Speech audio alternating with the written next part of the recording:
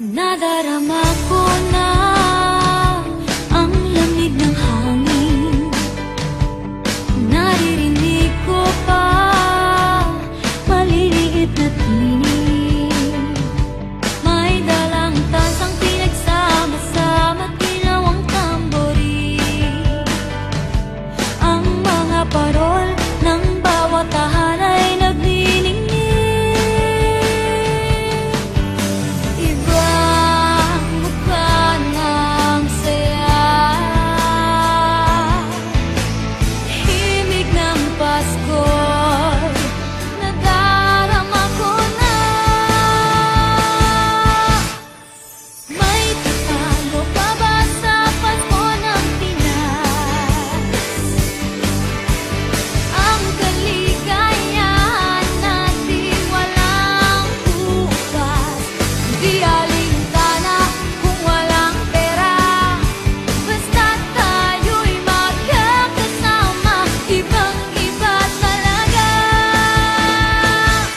Pasko sa Pinas.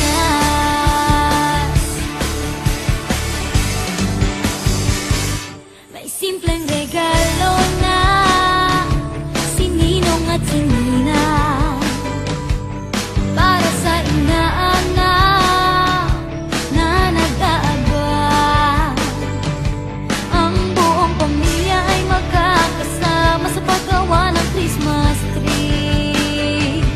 Ayan na ang barkada, ikaw ay